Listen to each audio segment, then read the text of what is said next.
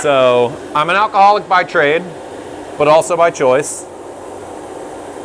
Let's just say I'm good at what I do, all right? We'll stick with that. A very nice old lady died. I got about $1,000 out of it, and I spent it all on a homebrew setup. And I put through about a batch a week for the first 3 years and spent all of my free time and my money brewing constantly and feeding my friends beer that got better and better as time went on.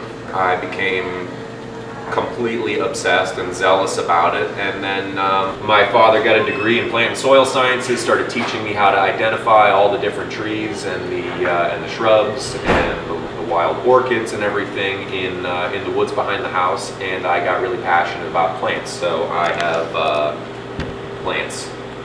I have sage, hops, of course, a poppy. I've got the yew from the yew tree, dandelion, American chestnut, and barley over here. So the hops and barley combination, which are probably the two of these plants that I come across most frequently these days. I basically came down here to Bandwagon, harassed the shit out of these guys, and gave them a bunch of bottles of beer, and then just started mailing them beer from every batch and mailing them new resumes and cover letters and everything. And when I moved here, I got the call from Michael while I was still unloading my van. About 45 minutes after I arrived in town, he invited me to come in for an interview. We sat down and hit it off, and the rest is history. I've been here at Bandwagon for about 3 months now, so I have put through about 60 batches or so with the help of my other brewer.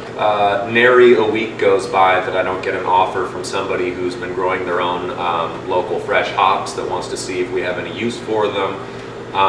You know, Bandwagon itself makes a point of trying to use as much local produce and local meat and source as many local ingredients for the brewery as we can get away with, which is quite a bit. I don't have an army of workers. It's myself, my father, mother, and sister out here working with them. And even with the plants, you develop a connection. I get very sad if one of them falls down. And then I have to come out, pick it back up, put it up, make sure it's still growing properly. So I started about 3 years ago with this, a tiny little plot, about 12 plants. And that wound up evolving into what I currently have, over 2,200 plants and 8 varieties. I got their attention basically by sending them an email to their page saying that I have local hops ready to go, and almost immediately I got an email back saying, let's talk about how we can use your hops. And so I met with the brewer and they talked about a harvest ale. You know, he set aside a certain amount of hops specifically for us so that we could, we could use it in the brew. I mean, I thought the beer was delicious. It was very, very nice, lightly hopped, not super bitter or anything like that. It's always fun working with local anything, the people that you're going to see down here anyways. So, having Josh come down, he came down, he's in Lederhosen, and, kind of did the whole presentation, brought some hops for people to check out. We debuted the beer that day. It takes a lot of beer to make good wine because everybody's making wine, but they're all drinking beer. It takes so much gimme coffee to make beer in this brewery. I love this stuff. It's like crack cocaine.